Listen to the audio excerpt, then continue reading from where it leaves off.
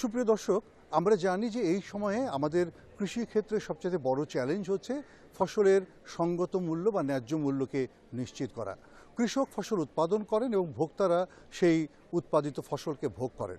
কৃষক ফসলের যে মূল্য পান এবং ভোক্তারা যে দামে পণ্যটি কেনেন তার মধ্যে থাকে বিস্তর ব্যবধান। এই বিস্তর ব্যবধানের যে অংশটি, সে অংশটি চলে যায় মধ্যস্থ কারবারিদের হাতে। মধ্যস্থ কারবারিদের মধ্যে রয়েছে আবার অনেকগুলো অংশ, অনেকগুলো স্তর, যেখানে ফরিয়া কাজ করেন, যেখানে ক্ষুদ্র উদ্যোক্তা কাজ করেন, আড়তদার কাজ করেন, পাইকার, ব্যাপারী এবং সবশেষে আরও খুচরা বিক্রেতা, তারা সকলে কিন্তু যুক্ত থাকেন। এই সকল স্তরের অংশগ্রহণের মধ্য দিয়ে কিন্তু পণ্যটি উৎপাদন স্থল থেকে ভোক্তার কাছে গিয়ে পৌঁছায়। এখন প্রশ্নটি হচ্ছে, এই মুনাফার কোন অংশটি কারা কতটা পাবেন? অনেক ক্ষেত্রেই দেখা যায় কৃষক মুনাফা অংশটি পান কম, ক্ষুদ্র ব্যবসায়ীরাও মুনাফার অংশ খুব কমই পেয়ে থাকেন। সেই জায়গায় একটি দায়িত্বশীল ব্যবসা গড়ে তোলার উদ্যোগ রয়ে গেছে সব জায়গাতেই।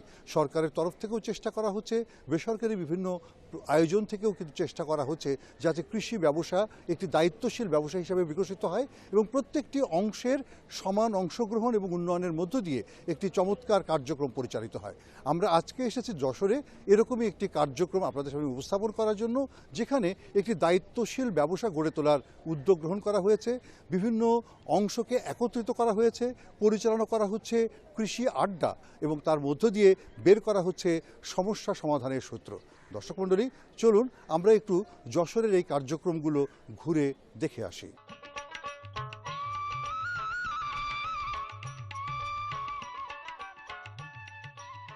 বাংলাদেশের প্রায় সবগুলো জেলাতে নানা ধরনের শাকসবজি উৎপাদিত হয়। শাকসবজি এবং কৃষি ফসল উৎপাদন করেই সাধারণ কৃষকরা তাদের জীবিকাকে নির্বাহ করেন। যশোর শাকসবজি উৎপাদনের জন্য একটি সমৃদ্ধ এলাকা। সারা বছরই এখানে শাকসবজি উৎপাদিত হয়, কিন্তু শাকসবজি উৎপাদন নিয়ে কৃষকদের মধ্যে নানা রকমের অনুযোগ রয়েছে। বলা হয় কৃষকরা মাঠ পর্যায়ে অনেক সময়ই খুব ভালো দাম পান না, অথচ ভোক্তাদের এই শাকসবজি কিনতে হয় অনেকটাই চড়া মূল্যে। তাছাড়া কখনো কখনো প্রাকৃতিক প্রতিকূলতা সৃষ্টি হলে বা যানবাহনের ক্ষেত্রে কোনো প্রতিকূলতা সৃষ্টি হলে এই সংকট কিন্তু আরও বাড়ে। প্রতিদিন সকালবেলায় যশোরের বাজারগুলোতে শাকসবজি ভিড় জমে ওঠে। ক্ষুদ্র ক্ষুদ্র খামারিরা, ফরিয়ারা তারা শাকসবজি নিয়ে আসেন, পাইকাররা সংগ্রহ করেন এবং এই শাকসবজি চলে যায় দেশের বিভিন্ন অঞ্চলে। যশোরের এই হাটটি কেবল লাগতে শুরু করেছে, যদিও মৌসুমের শেষ সময়, তারপরেও এখানে বেলা বাড়ার সাথে সাথে অনেক শাকসবজি এসে জমা হয় এবং সেই শাকসবজিগুলো চলে যায় ঢাকা বা দেশের অন্যান্য অঞ্চলে। ঢাকা শহরের বাজারে যাওয়ার ক্ষেত্রে কিছু সমস্যা আছে, বিশেষত ফেরি সংকটের কারণে অনেক সময়ই এখান থেকে শাকসবজি যেতে সমস্যা সৃষ্টি হয়, কিন্তু অন্যান্য অঞ্চলগুলোতে খুব সহজেই যাওয়া যায়, যে কারণে এখানকার অনেক পাইকার এখন ঢাকার পরিবর্তে অন্যান্য অঞ্চলে শাকসবজি পাঠান। তবে ঢাকায় শাকসবজি পাঠালে দামটা ভালোই পাওয়া যায়, অন্যান্য অঞ্চলে দামটা সবসময় একরকম পাওয়া যায় না। তবে এটাও ঠিক যে ঢাকার বাইরেও অন্যান্য অঞ্চলেও শাকসবজির চাহিদা রয়েছে, যেটি যশোরের এই অঞ্চল থেকেই যে চাহিদা মিটিয়ে থাকে। আসুন আমরা একটু শাকসবজির বাজার দর, তার যে বিপণন ব্যবস্থা, এগুলো নিয়ে কথা বলি ব্যবসায়ীদের সাথে, ক্ষুদ্র খামারিদের সাথে। ধরনের শাকসবজি বেশি আসতেছে এই সময়? এখন বেগুন বেশি আর ফুলকপি আর হইলো বেগুনটা বেশি। বাজারের দর কিরকম? এখন হইলো বেগুনের দামটা হইলো 12, 13, 14 এরকম। আর এমনি ফুলকপি, বাঁধাকপি? ফুলকপির দামটা হইলো 10 টাকা, 12 টাকা, 9 টাকা কেজি। বাজারে কিছু লাউ দেখতেছি, হ্যাঁ, লাউগুলো হইলো 10 টাকা, 12 টাকা পিস, 14 টাকা পিস। আপনার এখান থেকে প্রতিদিন কি পরিমাণ সবজি বাইরে যায়? এখান থেকে প্রতিদিন এখন বর্তমানে 30 থেকে 35 গাড়ির মাল যায়। কোন কোন এলাকায় যায়? এটা চিটাং যায়, বরিশাল যায়, ঢাকা যায়। এখানে বিক্রি করতে আসে, মাল নিয়ে আসে, হ্যাঁ, তারা কে? মানে তারা কি কৃষক আসে এবং ধরেন ব্যাপারী বা ফরিয়া? এখানে যারা আছে সব কৃষক। আমার নাম শামসুল হক। এখন আমাদের ভাই বাগার আত্মীয় স্বজন, গ্রামবাসী, ইউনিয়ন সব চাষ করে। প্রথম সময় 35 টাকা মূল্য বেছিল কেজি, তখন উন্নত ছিল, আনন্দ ছিল। এবার বাগুন বেছিল ধরেন 30-35 টাকা কেজি, সেই বাগুন এখন 8 টাকা কেজি। গড় মিলে চাষি সুখী আছে এবং দেখা যাচ্ছে ওই সময় ফুলকপি বেচে 24 টাকা পিস ফুলকপি। আইসে ফুলকপি আছে 7 টাকা, 8 টাকা, 10 টাকা, 12 টাকা কি 5 টাকায় চলছে। পাতাকপি প্রথম হচ্ছে 24 টাকা, 22 টাকা। সেই পাতাকপি এখন চলছে ধরেন 3 টাকা, 4 টাকা, 5 টাকা, উদ্যোগ হলেও 8 টাকা, তার বেশি না। আবার কোনো ফিরে নিয়ে চলে আসছে, বিক্রি হচ্ছে না। হ্যাঁ, গড়ে হ্যাঁ কম, আচ্ছা গড়ে মিলে চাষি খুব উন্নত, মোটামুটি ভালো আছে। গত বছর যা হয়েছে তার থেকে এইবার ডবল। গত বছর যে দামে বিক্রি হয়েছে তার থেকে এবার ডবল। গত বছর মূল্য বিক্রি হয়েছে 18 টাকা কেজি, এবার হয়েছে 36 টাকা কেজি মূল্য। এটার কারণ ওই মার্কেটের চাহিদা বেশি। কোনো কোনো সময় দেখা যায় কৃষক যে দাম পায় আর ক্রেতা যে দামে কেনে তার মধ্যে অনেক ফাঁক থাকে। পার্থক্য এগুলি দেখা গেল মোকামে অনেক ক্ষেত্রে দেখা গেল আমরা 10টা ব্যাপারী 10টা গাড়ি করলাম, এই 10টা গাড়ির মধ্যে দেখা গেল 5টা গাড়ি গেছে, 5টা গাড়ি পোষায়নি, তখন কিন্তু অনেক দাম হয়ে যায়। মানে ওই চলার পথে সংকটের কারণে অনেক সময় বাজারে এরকম অবস্থার সৃষ্টি হয়। তাই এমনি এই মানে কৃষককে ভালো দাম দিতে পারলে পারে তো কৃষকও বেশি উৎপাদন করবে, আপনারাও ভালো করে বিক্রি করতে পারবেন, তাই না? তো এই জায়গাটার ভিতরে কি আপনারা মনে করেন যে কৃষককে ভালো দাম দেওয়াটা খুব দরকার? ওটা ঠিক, তবে দেখা গেল যেহেতু আমাদের এখানে মেন হলো সবজি যখন ভালো আমদানি হয়, রাখার কোনো হিমাকর নাই, তো তার জন্য আমদানি যখন বেশি হয় তখন দেখা গেল দাম কমে যায়, বিভিন্ন মোকামে দাম কমে যায়, কৃষকরা তখন টাকাটা পায়। শাকসবজি বিপণনে আসলেই অনেকটাই সমস্যা রয়ে গেছে, কারণ আমাদের বাজার পদ্ধতি সনাতনী এবং আধুনিক নয়, যে কারণে একটি শাকসবজি মাঠ থেকে ভোক্তার টেবিলে যাওয়া পর্যন্ত অনেকগুলো হাত পরিবর্তন হয়। এক্ষেত্রে কোথাও কোথাও থাকেন বড় বড় ব্যবসায়ী, কোথাও কোথাও থাকেন ক্ষুদ্র খামারি এবং ক্ষুদ্র ফরিয়া। অনেক সময়ই প্রতিযোগিতা হয় অসম, যে কারণে কৃষক বা ক্ষুদ্র ব্যবসায়ীরা খুব ভালো দাম পান না। এই সমস্ত সংকট মোকাবেলা করার জন্য ইউএসএআইডির অর্থায়নে এগ্রিকালচার ভ্যালু চেইনের কাজ চলছে দক্ষিণাঞ্চলের অনেকগুলো জেলায়। যশোরে এভিসি কার্যক্রমের আওতায় কৃষকদের সক্ষমতা কিভাবে বাড়ানো যায় বা কৃষি ব্যবসায়ের সাথে সম্পৃক্ত প্রতিষ্ঠান বা ব্যক্তির সক্ষমতা কিভাবে বাড়ানো যায় তার জন্য গড়ে তোলা হয়েছে G4G অর্থাৎ গো ফর গ্রোথ গ্রুপ। এই কার্যক্রমটি বাস্তবায়ন করছে সিডিসিএস। এই কার্যক্রমের আওতায় স্থানীয় ব্যবসায়িক সংগঠনগুলোকে একত্রিত করা হয়েছে, বিশেষ করে যারা শাকসবজি উৎপাদন এবং বিপণনের সাথে জড়িত এবং যারা সামাজিক ব্যবসায়ের সাথে সম্পৃক্ত আছেন, তাদেরকে একত্রিত করে ব্যবসা সংক্রান্ত নানা বিষয়ে তাদেরকে প্রশিক্ষণ দেওয়া হচ্ছে, তাদের ভিতরে জ্ঞান বিতরণ করা হচ্ছে। এই কার্যক্রমের মূল উদ্দেশ্যই হচ্ছে নিজেরা অভিজ্ঞতার বিনিময় করে নিজেদের সমস্যা সমাধানে নিজেদেরকে সক্ষম করে গড়ে তোলা। সেই G4Gর আওতায় সম্প্রতি যশোরে অনুষ্ঠিত হয়ে গেল একটি কৃষি মেলা। ইউএসএআইডির এগ্রিকালচার ভ্যালু চেইন কার্যক্রমের আওতায় এই মেলা পরিচালনা করছে সিডিসিএস এবং এবিসি কোন দৃষ্টিভঙ্গি থেকে কার্যক্রমটি পরিচালনা করছে সে বিষয়ে জানালেন সাবরিনা শাহিন হক। পিয়ার টু পিয়ার প্রোগ্রাম যেটা হচ্ছে এক্সেলেটর প্রোগ্রাম, এটা শুরুতে আমাদের কনসেপ্টটা ছিল যে একটা নেটওয়ার্ক করে দেওয়া, যে নেটওয়ার্কটা সহজে হচ্ছে ঢাকাতে হয়ে থাকে, ওখান থেকে অনেক ব্যবসায়ী বিজনেস অপরচুনিটি আছে, অনেক ধরনের ইনফরমেশন শেয়ারটা আছে। তো ওই কনসেপ্টটা ধরে আমরা ভাবলাম যে তাহলে এরকম একটা নেটওয়ার্কিং বা এরকম একটা ক্লাব টাইপের আমরা সাউথে কেন করি না, আমরা যাদের সাথে কাজ করি। সিডিসিএস হচ্ছে একজন আমাদের ফার্ম, যাদের থ্রুতে হচ্ছে আমরা এই গ্রুপটাকে ম্যানেজ করছি এবং আমরা খুবই খুশি যে আজকে সিডিসিএস এই ছোট একটা আড্ডা থেকে এরকম একটা উইকেন্ড মার্কেটে টেস্ট হিসাবে নিয়ে আসছে।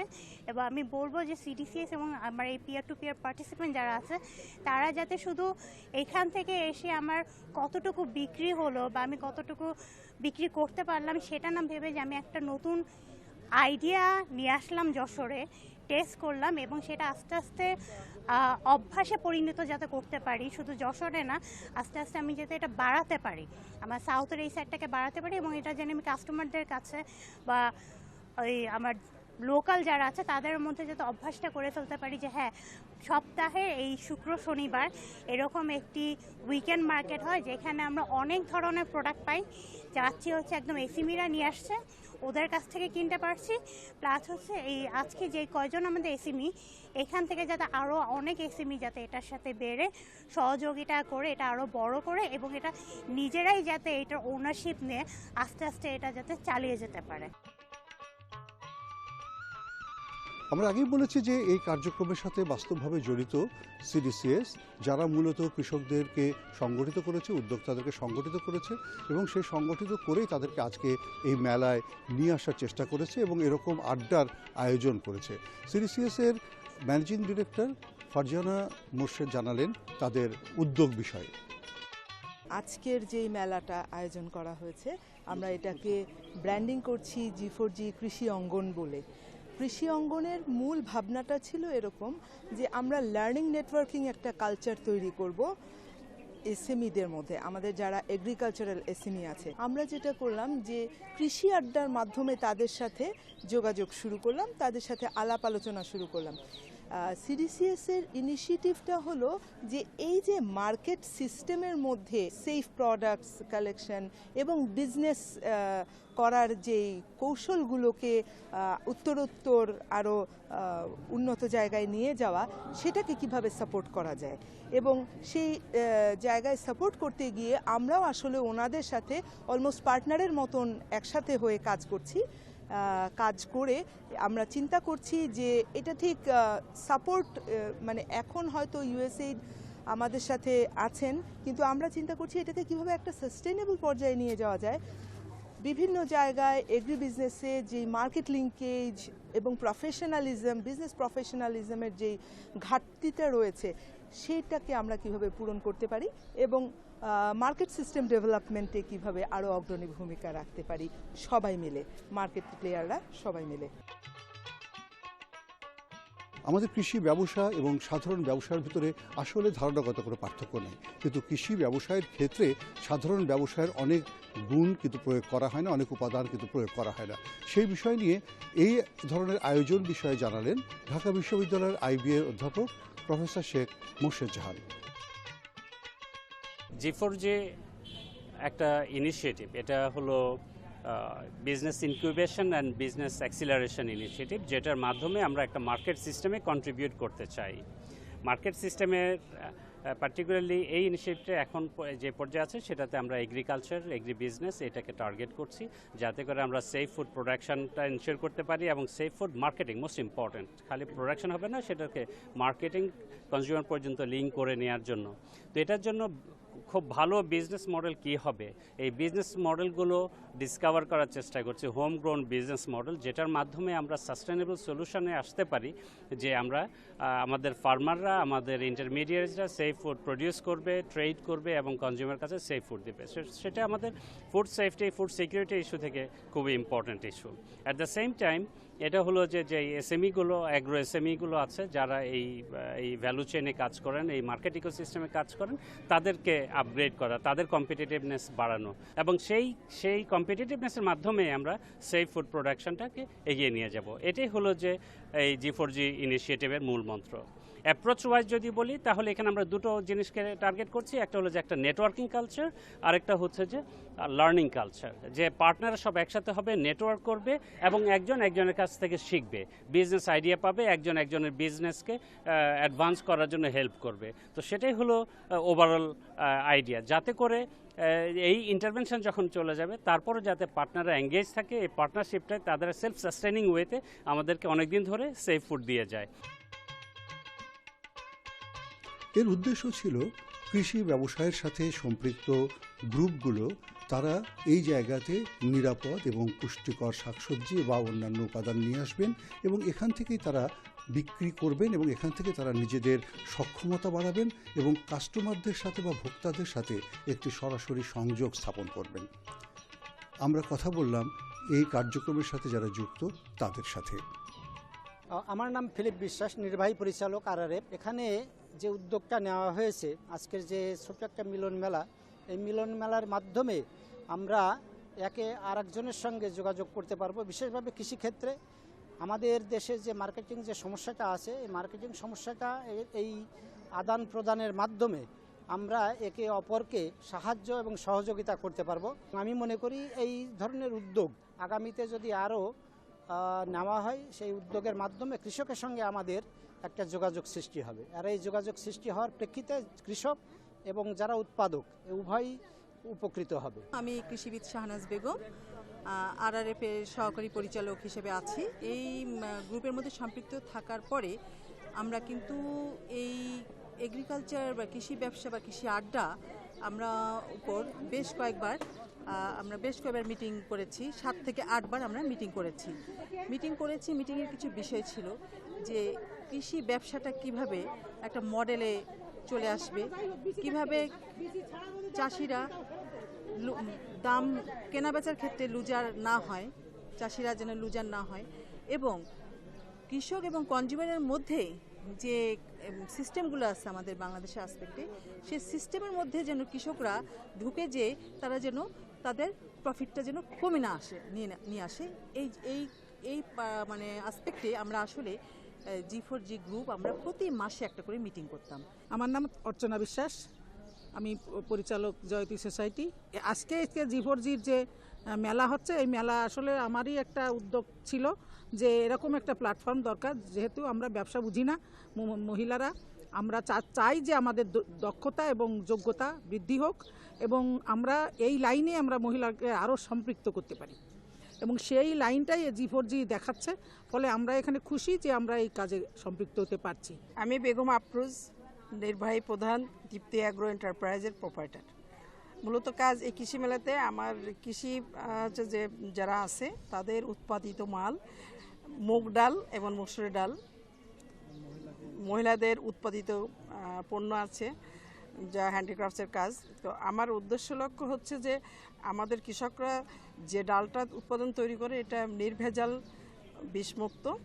এই ডালটা উৎপাদিত হলে কৃষকদের উপকৃত হবে এবং যারা শহরে এটা কিনছে, তৈরি করে আমরা দিচ্ছি, খাচ্ছে, এটা একদম সম্পূর্ণ ফ্রেশ।